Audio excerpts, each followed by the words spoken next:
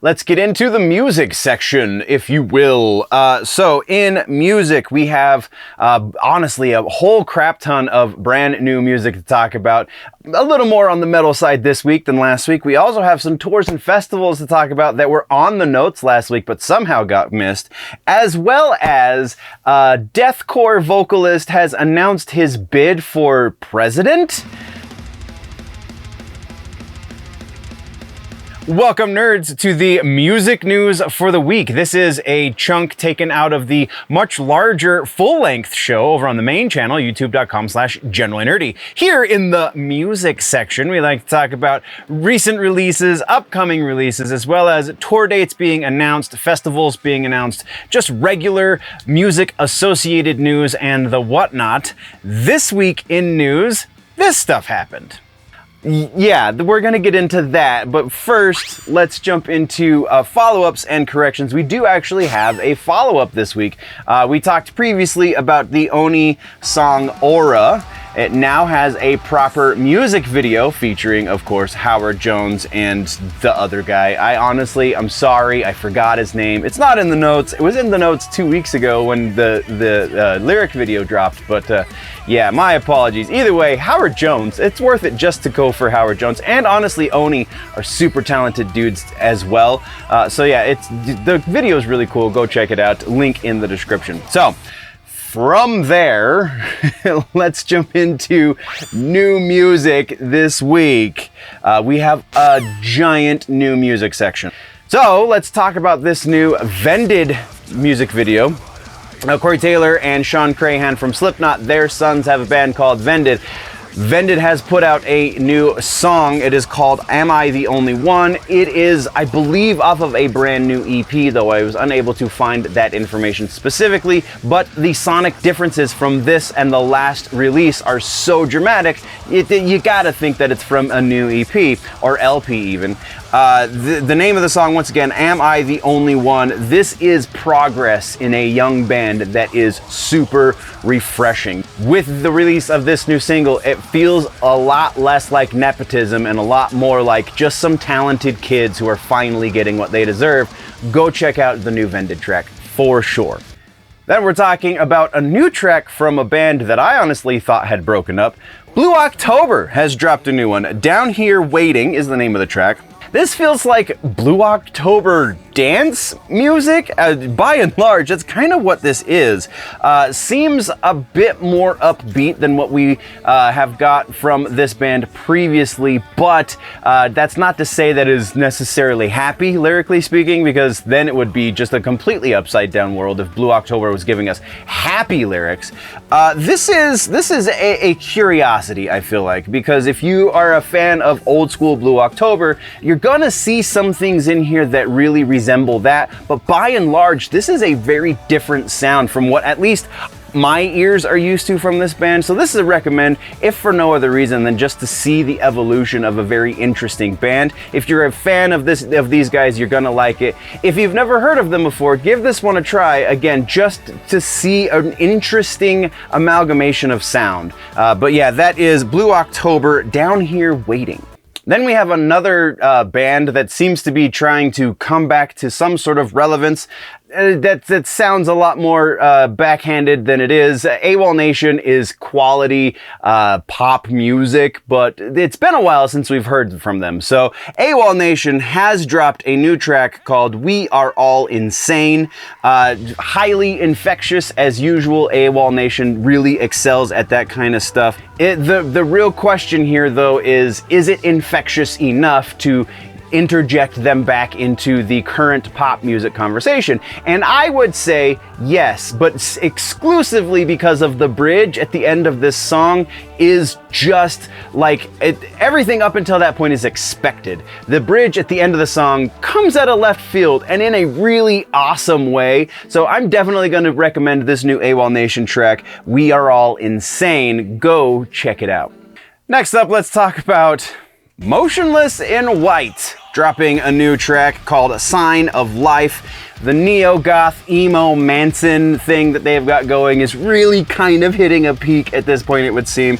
This track, though, feels a little bit more like an earnest attempt at some sort of crossover element so that they can cross over with the more poppy side of the heavy music community. Still feels really, really manufactured to my ears. Though, very well produced is kind of their MO at this point. So, like, the shiny production is to be expected, I guess. Just, I don't know, the manufactured element of these guys, the feeling of them being manufactured. I know I'm gonna get hung out to dry in the comment section, but the feeling of being manufactured with these guys just is too strong for me to really dig in. If you're a fan of Motionless in White, then you're probably going to dig this. If you're not a fan of Motionless in White, you're gonna fall into two camps. Either you really like heavy music and this probably isn't gonna be for you, or you're kind of starting to dip your toe into heavy music. You've heard of Motionless in White, so yeah, maybe give this one a chance. For me though, just not doing anything for me. Our next piece of new music is a cover that was a little unexpected. So Tommy Vext is a vocalist, been around for a long time, been in a number of bands, recently got kicked out of a band because he's a conservative, but that's a whole other thing. He's the vocalist on this cover song. It's Tennessee Whiskey is the song that has been covered, and it's featuring Angel Vivaldi, who is kind of a new wave of neo shred kid. He's probably about my age, but I was honestly, because of who is involved, Tommy Vext and Angel Vivaldi, I was expecting this to shred a little bit more. I was expecting Angel to kind of go a little crazy on the solos and the leads and the things and the stuff. Doesn't really happen. Definitely is a heavy version of this Chris Stapleton track, but not really in the way that was expected, again, considering Angel Vivaldi's neo-shred kind of sound. So, unexpected, but still works. So, I'm gonna say for sure, give this guy a listen because it's just that great. So go check out Angel Vivaldi and Tommy Vext doing Tennessee Whiskey.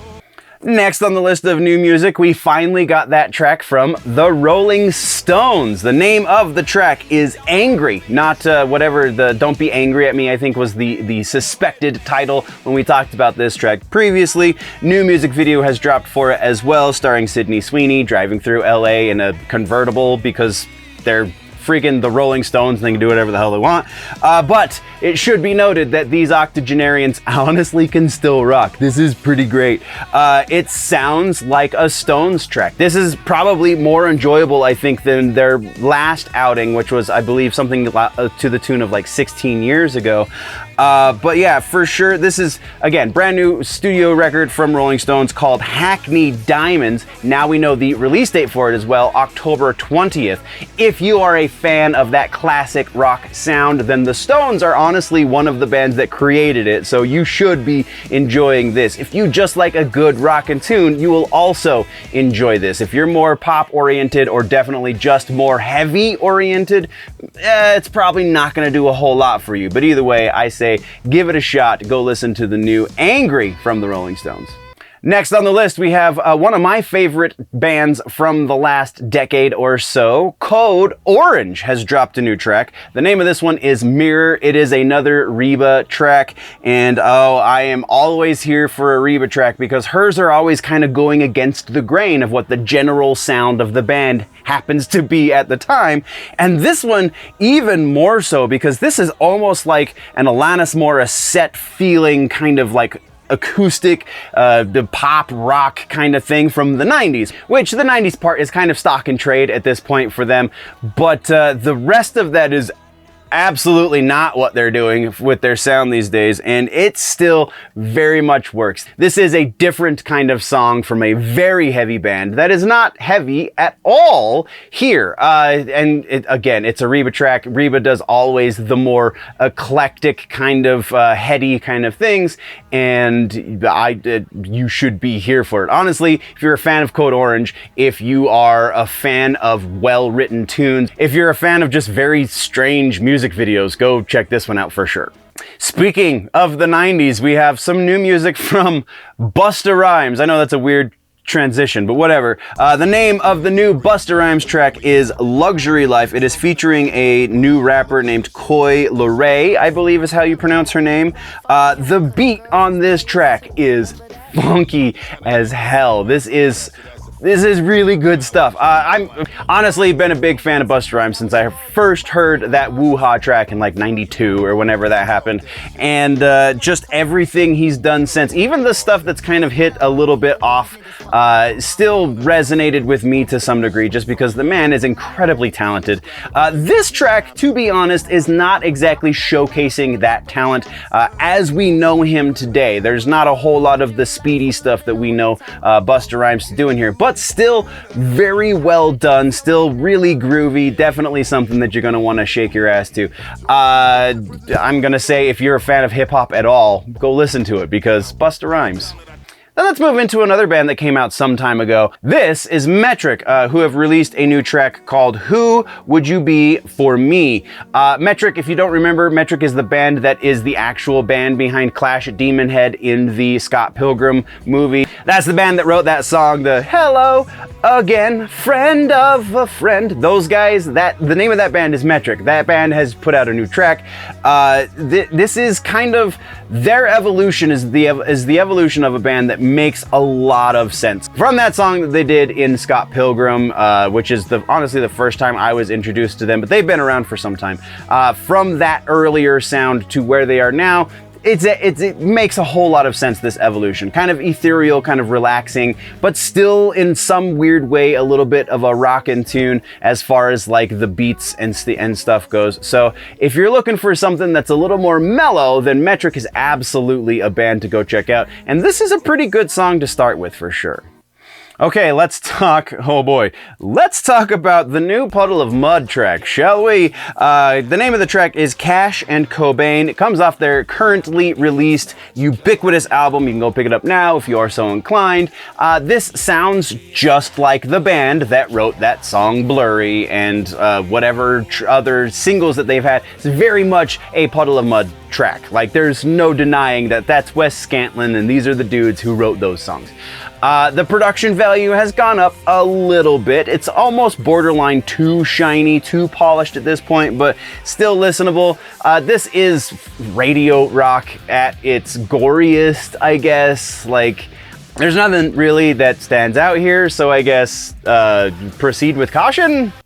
And then our final piece is the new Static X track. Yes, I know it's weird they're releasing music still posthumously since Wayne Static has passed, but we talked about the fact that this new record was going to happen.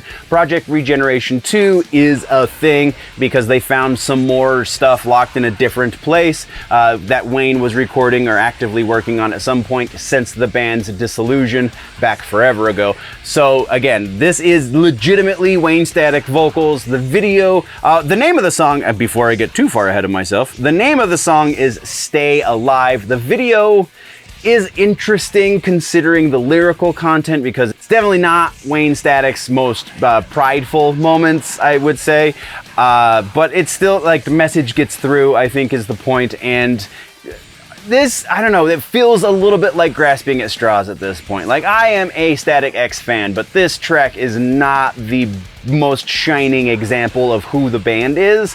So I don't know, if you're a fan of Static X, you're gonna dig it at least a little bit. If you've never listened to Static X, maybe start with something a little earlier. Even the first Project Regeneration record is better than this. Not to say this is bad, it's just not great. And you come to expect greatness from Static X, I think. And now, finally, we get into tours and festivals. These are honestly tours that were announced and were in the notes for last week's episode. And I don't know how, I mean, I did kind of screw up the notes a little bit, so that kind of explains it, but still, it was silly. I didn't even realize I skipped over it until I was in the editing stage and was like, well, I guess this is going up without a tour section. So let's correct that this week, shall we? First up in the tour section, we have Bastardane. James Hetfield from Metallica. His son has a band called Bastardane. These guys very much do not sound like nepotism incarnate. This is definitely a band that stands up on their own 2 feet and has since their inception, I would feel. They announced that they are going out on tour from October 5th in Atlanta, Georgia through October 14th in Savannah, Georgia. There is quite a few more dates on there than it would seem, and they're not just staying in the South, but largely staying in the South.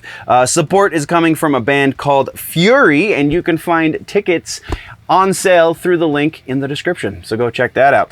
Next up on the tour schedule, we have The Who announcing a new tour. Not WHO, but HU. That band that mixes metal music with traditional Mongolian music, yeah, those guys, they're going out on tour. It's starting October 9th in San Francisco, California, runs through October 26th in Phoenix, Arizona. No supporting acts have been announced just yet, so you can go follow the link in the description to get tickets and also to see if a supporting act has been announced for your area. Specifically, again, as of researching this piece, no support just yet.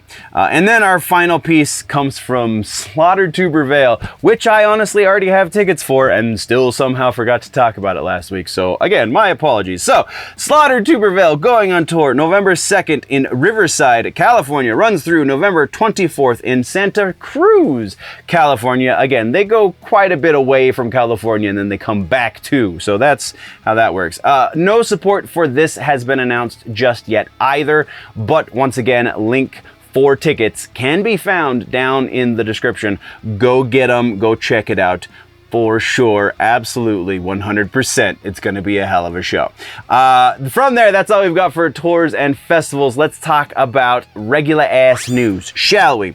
We do have one piece, and it's kind of a big piece in regular ass news, and that is around Attila frontman Chris Franzak. I think I'm saying that name. He goes by Franz, so whatever. He has announced that he is going to be running for president. And not just is he running for president, he's going to try and get the libertarian bid for president. So he's going to have some pretty stiff competition because pretty sure the Libertarian Party is already backing a very different candidate. Go watch some Tim Pool, you'll see what I'm talking about. And one of the tentpole issues for his platform is the Vans Warped Tour. Apparently, that is going to be how he starts to combat mental illness and things, is by reinstating the Vans Warped Tour, because, and I mean, I can see that there is some sort of like thought put into this. Just, is it the right kind of thought, and is it sober thought? His logic behind this is that when he was a kid, and when many of us were kids, one of the best and most grounding things that we did every year was go to Vans Warped Tour. I went to a number of them myself throughout my high school years. I went through quite a few of them, high school and shortly thereafter. So that's his logic for, like, I think Vans Warped Tour is a good thing, and it helps battle mental illness. But is that really a platform for a presidency? Really?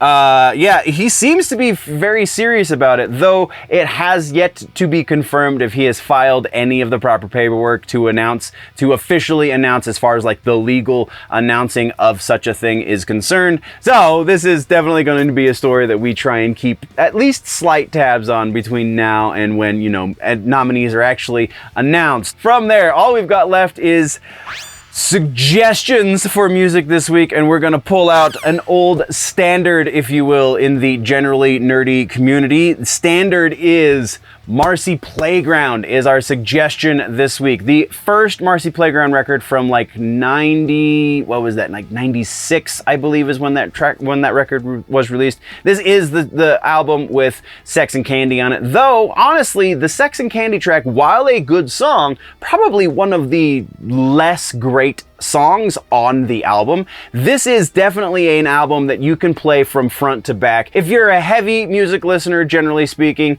then there is going to be a little bit on here for you, specifically like the opening track Poppies, and some of the lyrical content in here is going to appeal to somebody who generally listens to more aggressive music. But also, this is just well-written pop rock. This is some of the best melodies and harmonies you're going to hear in the genre ever, let alone from the last like 20 to 30 years. So absolutely one of my favorite records of all time. Go listen to the first release of Marcy Playground.